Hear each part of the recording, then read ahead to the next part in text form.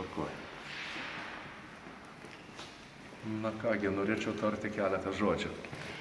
Dabar pasikeisim, plakatą pasidėsim. Plakatas ten būna čia. Galiu atsistojęs, turbūt nieko baisaus. Tai va, dėl ko čia šiandien mes dabar esam susirinkę garbioj vietoje Simonaitytės bibliotekoje. Įvyko negražus faktas. Jis buvo šiek tiek jau aprašytas Klaipėdos dienraštyje. Va, čia, prašom, užmestą akį. Taip, 22 dieną, Klaipėda. Situacija yra apibūdinta šiek tiek. Aišku, tai suintriguoja, daug kas buvo prie manęs priėję, kai aš piketavau prie naujosios turgavietės, klausė, kas ten nutiko ir kas ten iš tikrųjų buvo. Iš tikrųjų viskas yra žymiai baisiau, negu kad čia prašyta. Neprisistačiau, kas aš. Aš esu visuomenininkas, Klaipėdos jungtinio demokratinio judėjimo pirmininkas Virginijus Partaukas.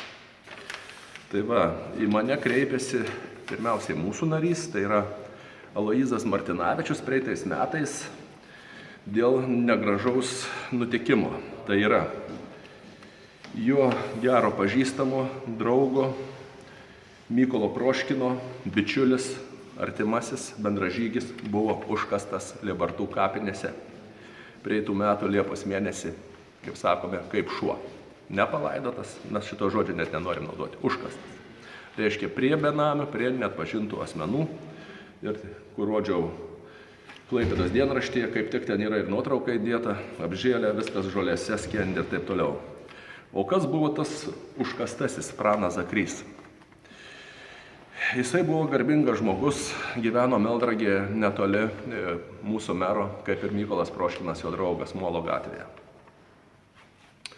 Jisai buvo 3 organizacijų narys, Tėvynės sąjungos narys, Tremtinių sąjungos narys, taip pat ir jūros veteranų narys. Nes vaikščiojęs į jūrą yra, todėl buvo užsidirbęs neblogą pensiją, apie 400 eurų gaudavo. Ir galvojame, kad galbūt tai jį ir savotiškai nepražudė, bet pastatė į tokią labai apgailėtiną padėtį, mirus jau. Taigi jis staiga susirgo, jo draugas iškvietė greitai, buvo nuvežtas praeitą vasarą Liepos pradžioje į slaugos, iš pradžių į universitetinę ligoninę, kažkodėl į infekcinį skyrių, gerai, paskui pervežė į centrinį. Ten nustatė, kad vėžys kažkaip labai tartinai atseit, vos ne per 10 dienų išplito visam kūne, metastazės taip toliau. Šitai mums paaiškino prokurorė savo nutarime. O po to jisai po 10 maždaug dienų buvo pervežtas į slaugos ligoninę pas Danguolę Drungelienę, vyrgydytoją, ir ten maždaug po paros ir užgeso. O jis ten buvo pervežtas ketvirtadienio turbūt vakarą, o penktadienį apie 17:15 jisai mirė. Jį aplankiusiems įlankė kiekvieną dieną universitetiniai ligoniniai, kaip ir slaugos ligoniniai tą dieną aplankė 2 jo draugai, bendražygiai. Tai yra Mykolas Proškinas, 85 metų, mirusėjam 80 metų buvo. 85 metų kaimynas bendražygis ir jaunesnis mūsų organizacijos narys Aloyzas Martinavičius. Velionis jau slaugos ligoninėje.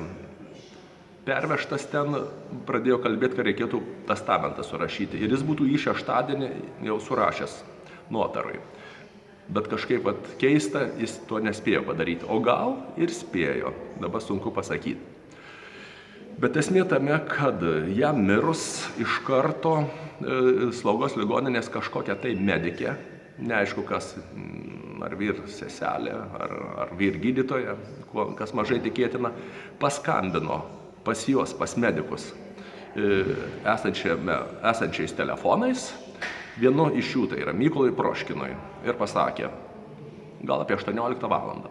Jūsų draugas mirė, rytoj, jeigu norite, ateikite, išrašys budintis gydytojas, tai yra šeštadienį išrašys mirties liudijimą medicininį ir galėsite laidoti. Na ir kągi, abu draugai taip ir padarė. Šeštadienį apie 10 val. Jie pribuvo į Slaugos ligoninę, bet ir kas toliau? Budintis gydytojas paprašė asmens dokumento. Aišku, jie savo asmens dokumentus turėjo, bet atseit, kad pateiktų mirusiojo. Mirusiojo asmens dokumentai buvo spintelėje, kaip ir buto raktai, juos matė, lankęs draugas Mykolas Proškinas ir taip ir pasakė, dokumentai yra pas jūs. Tuomet budintis gydytojas kažkam paskambino ir maždaug apie, gal pusvalandį, gal trumpiau, su kažkuo ilgai įdėmiai kalbėjo. Ir po to pasakė, neleisime laidoti, jums neduosime, tai yra mirties liudijimo ir viskas. Kągi, jie išėjo ir gavosi taip, kad jis buvo pervežtas Velionis į Aterną, į Joniškės gatvėje. Ir ten šaldytuve išlaikytas daugiau negu 10 parų.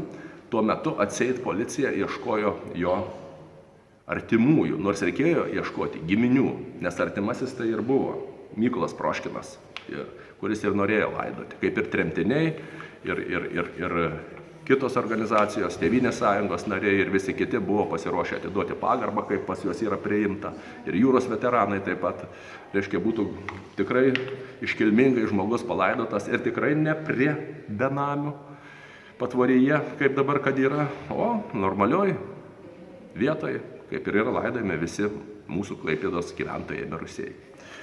Tai va, kadangi taip nutiko, nedavė laidoti, tai ką darė? Pradėjo žygius Mykolas, nes jis buvo įsipareigojęs, dar gyvas būdamas, o pranas jam įsipareigojęs, kuris pirmą pasimirs. Likusis gyvasis pasistengsim bent prižiūrėti, kad ar giminaičiai, ar kas belaidotų, kad būtų palaidojama su visom katalikiškom tradicijom, kaip priklauso. Tai va, ir jis stengiasi, Mykolas, savo pažadą ištesėti savo draugui, nors jis jaunesnis pirmai išėjo iš jo gyvenimo. Tai va, jisai tada kreipėsi į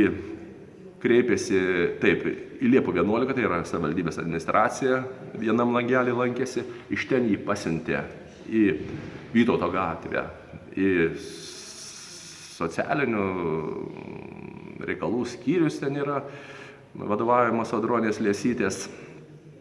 Gaila, ten taip pat nieko nepadėjo, pasiuntė į Zaksą, taip vadinamą, civilinės metrikacijos skyrių. Tai va, dviese kitą dieną apsilankė ir tame skyriuje. Aišku, niekur niekas nieko negalėjo padėti. Gal ir nenorėjo, nelabai norėjo. Ir gavosi taip, kaip gavosi. Tiesa, dar nepasakiau, kad atidavė Mykolui mobilų telefoną. Dabar iš kur mobilus telefonas atsidūrė jo Slaugos ligoninėje pas mirusįjį? Ogi jis neprisiskambinęs pirmą dieną, kada buvo paguldytas į ligoninę, ir antrą, jisai ėjo pats ieškoti, kas čia yra, kodėl neatsiliepia pranas. Kodėl pranas neatsiliepia? Pasirodo, pranas sako, dingo mano mobilus telefonas, kurį atsivežiau į ligoninę, ir dingo 1000 eurų. Reiškia, pirmą ar antrą dieną.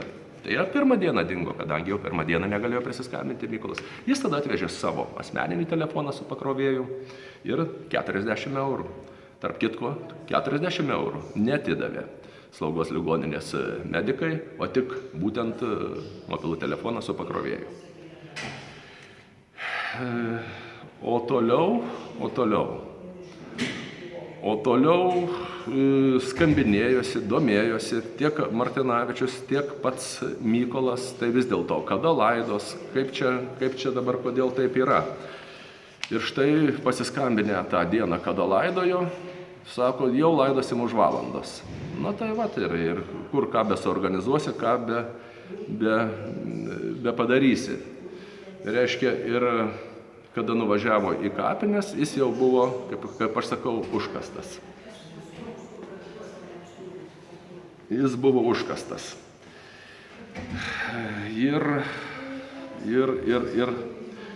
kas dabar yra atsakingas už tą tokį negražų, kaip mes sakom, gal čia nusikaltimas, sakyčiau. Ne tik, kad negražus elgesys, į kurį nenorėtų turbūt nei vienas papulti, bet ir nusikalstamas, nes yra mirusiųjų laidojimo įstatymas, kuriame yra aiškiai parašyta, kas turi teisę laidoti mirusį žmogų. Visų pirma, tai aišku giminaičiai, antroji vietoje artimieji. Tai yra kaimynai, draugai, bendražygiai ir taip toliau. Kokiu ir buvo Mykolas Proškinas bei kiti nevyriausybinių organizacijų ir partijos nariai, kurie būtų prisidėję prie laidotuvių. Ir tik trečioje vietoje yra tie, kurie būtent jį ten ir, kaip sakau, pakasė. Tai yra valstybės įgalioti asmenys, o konkrečiau savivaldybės kapinių vedėja Zina Stankienė konkrečiai pas mus. Taip. Na ir kadangi pats faktas jau buvo įvykęs, žmogus atsidūrė po mirties apgailėtinoj būklėj, reiškia jo teisėti lūkesčiai neišsipildė, kuriuos gyvas buvo išsakęs, neišsipildė teisėti lūkesčiai ir jo artimojo draugo Mykolo Proškino, buvo pažemintas, sutriptas garbė ir orumas visų trijų minėtų organizacijų narių, kurie reiškia didžiulį pasipiktinimą ir nuostabą, kaip čia įvyko, kad jie negalėjo atsisveikinti su savo aktyviu buvusiu nariu. Aktyviu. Tai va, jie surašė raštą. Pasirašė iš viso 9 žmonės. Jį adresavo merui ir slaugos ligoninės vyrgydytojai. Atsakymo sulaukė. Iš mero sulaukė, kaip čia pasakius, aš sakyčiau, visiško abejingumo, nes jis paprasčiausiai, reiškia, tą raštą persiuntė, kaip suprantame, slaugos ligoniniai, o jie atsirašė, nenurodydami, kodėl, dėl kokios priežasties nedavė laidoti. Nedavė, neišrašė mirties liudijimo. Tai va, o vedėja kapinių atsakė, kreipėsi į mane, aš ir suorganizavau laidotuvės ir viskas. Po to tada mes nusprendėme, ir po tokių dar kreipimus į merą buvo 4 iš viso. Ir buvo prašoma sudaryti komisiją,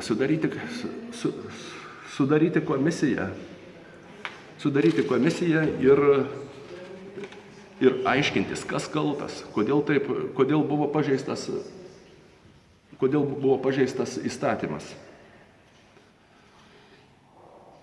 Tai va, čia truputį trukdo mums, ką padarysi.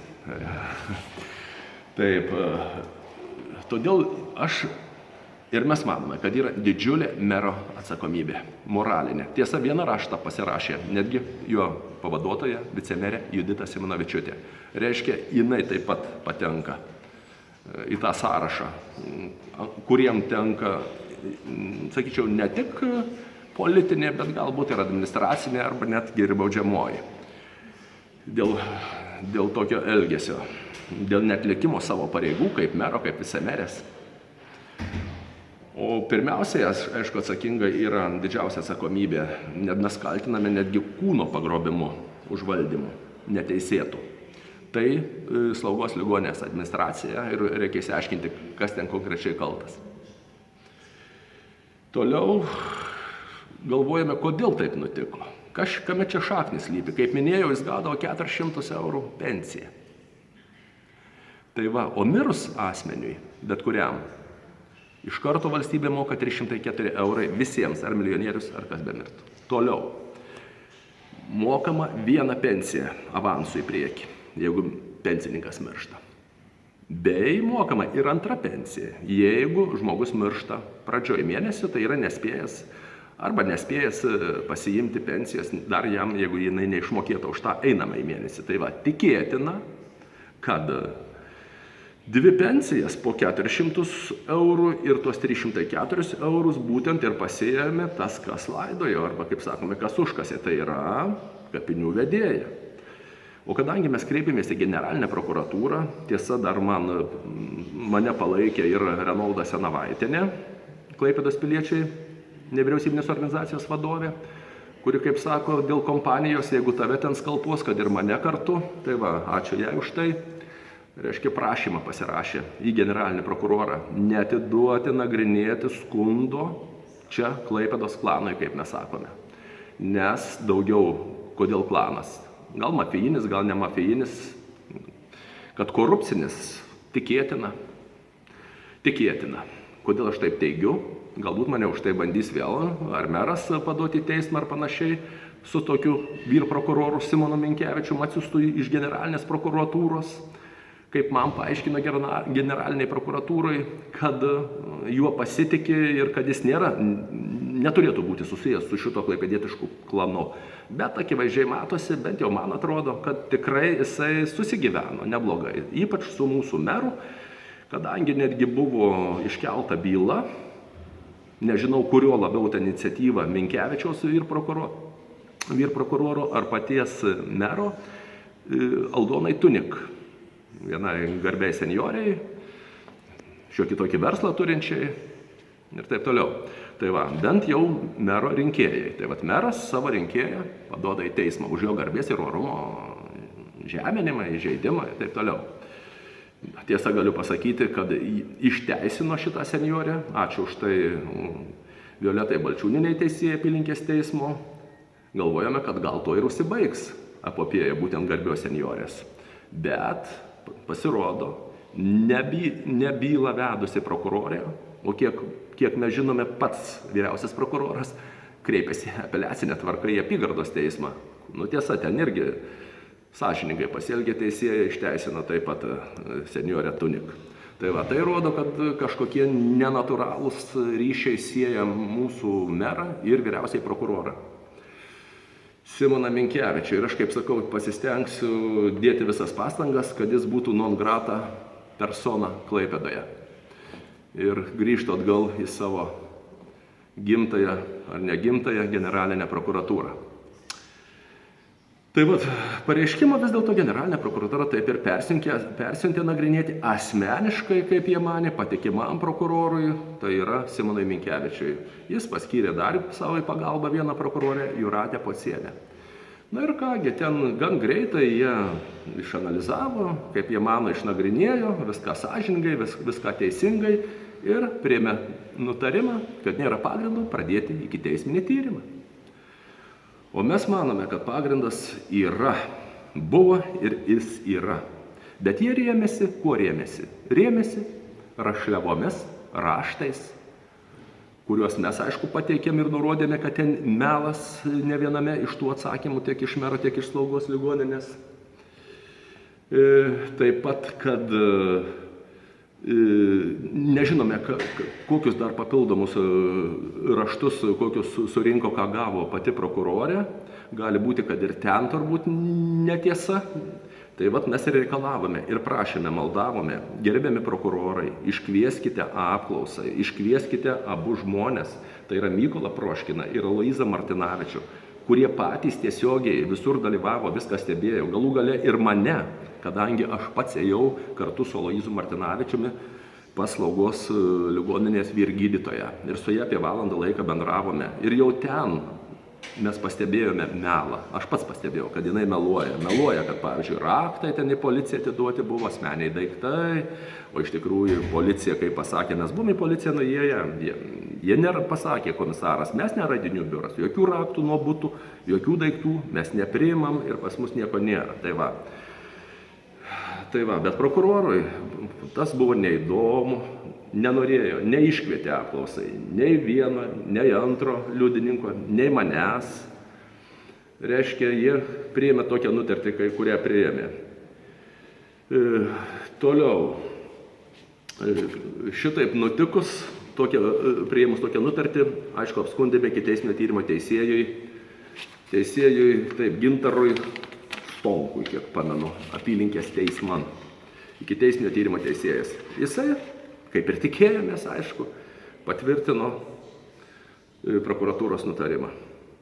Dabar dar yra visa viltis, kad galbūt, kaip girdim, tikrai objektyviau yra žiūrima apygardos teisme. Tikimės, kad teisėjas Liepos 3 dieną rašytinė tiesa tvarka nagrinėdamas taip pat labiau įsigilins. Tiesa, mes pasistengsim dar papildomą medžiagą pateikti, tą patį straipsnį pateikti, dar kartą prašysime, kad būtų iškviesti į apygardos teismą liudyti vis dėlto. Abu labai gerai šitą situaciją žinantis ir tiesą pasakysiantys, pasiruošę pasakyti, tai yra Mykolas Proškinas ir Aloyzas Martinavičius, bet tokiu atveju, žinoma, tada jau teisėjas turėtų ne rašytinę tvarką nagrinėti, o posėdis įvykti normalia tvarka atviram teismo posėdėje. Tai va, kai bus nežinia. Tiesa, noriu akcentuoti, kas su tuo turtu gal dabar yra, kai kas užduoda klausimus. Kas su likusiu jo butu, su 4 hektarais žemės ir su visu kitu. Tai va, pirmiausiai, neaišku, kaip yra su butu, nes mirusysis nebuvo vedęs, neturėjo vaikų, reiškia turto, praktiškai jis niekam nebuvo užrašęs, niekam nepalikta. Bet šito atveju turėtų pasirūpinti turto bankas ir visą tai išsaugoti, išlaikyti, kol bus surasta, o giminių tikrai yra. Yra brolio dukra, brolis tiesa miręs, bet yra brolio dukra Vilniuje, galimai yra ir daugiau giminaičių ir tikrai būtų kam gal ir perlaidoti į normalią vietą ir sutvarkyti ir kapavietę ir visą kitą. Tai va, bet pasirodo, kad turto bankui niekas neprivalo pranešti, nėra tokios tvarkos. Yra atsitiktinai, turto bankas sužino, kad kažkur yra tuščias butas, kad ten prisikaupė kažkokių skolų, tada paslaugų teikėjai būtent informuoja turto banką. O jeigu ne, jeigu ten apsigyvena kokie nuomininkai, šiaip išnuomojamas kokio kaimyno, kuris raktą turėjo ar ką nuo to buto, reiškia, ten gali ir kelis metus naudotis to turtu ir gyventi, ir turto bankas net nesužino. Tai va, čia didžiulė spraga, prašėme prokuroro, kad tą spragą užtaisytų, reiškia, irgi jam neįdomu yra. Toliau, kad mirus vienišam asmeniui, o policija yra apie tai informuojama, jinai nenuvažiuoja prie buto ar prie namo, neužantspauduoja, nei durų, nei langų, nei panašiai. Reiškia, turto apsauga nepasirūpina. Tai va, neaišku, kas ten bėra ir kas ten apsilankė, neapsilankė, kas tą raktą turi, kas ten galėjo ar naktį, ar bet kada nueiti. Ir tikrai jisai buvo žmogus taupus, negėrė, nerūkė, kiek jis grinųjų turėjo po pagalbę, kaip sako, ar kur kojiniai, ar pas juos paėmė ar nepaėmė, dabar didelis klaustukas. Tai va, o mes dabar ką, kaip visuomenininkai, matydami, kad teisinė sistema kažkaip labai abejingai žiūri, mūsų meras tuo labiau ir visi kiti, mūsų savivaldybės politikai, netgi sako, kad jūs mane asmeniškai, netgi vienas toks Audrius Vaišvilavos nepsichinį ligonį išvadino, tiesa, kai šitas straipsnis pasirodė, galbūt dabar susigėdo, nes platiname patys savo iniciatyvą, tiek pareiškimai generalinę prokuratūrą, tiek kitus pareiškimus asmeniškai merui platiname viešai, dalijame mieste, dalijame viešuose vietose, kur tik įmanoma. Nes mes neturime nei radijo, nei televizijos, nei kitų kanalų, kaip ir nėra. Ir tikimės, kad daugiau šitokie gėdingi faktai Klaipėdoje nesikartos, bet jie nesikartos tik tada, kada bus šardyta klaninė sistema Klaipėdoje. O jinai gali būti šardyta tik tai rinkimų būdu. Ir žmonės dabar manęs klausia, tai ką daryti, Virginijau? Sako, kuo tau padėti, ko galim prisidėti, gal parašus renkam, gal tą. Bet aš matau, kad tas nieko nesuveiks. Gali tik tai suveikti, kaip sakau, už 2 metų būsintys rinkimai ir turim atsitokėti, kas čia darosi, nes jeigu daugiau negu 2 kadencijas valdo ta pati partinė jėga, visam pasaulyje yra pripažinta, susidaro klanas, kur į tą klaną patenka nariais, kaip sakoma, neoficialiais tampa politikai, verslas, teisėsauga, ir dalis žurnalistų. Tai va ir pas mus Klaipėdoje yra tokia situacija, apgailėtina, apverktina. Ačiū uždėmesį.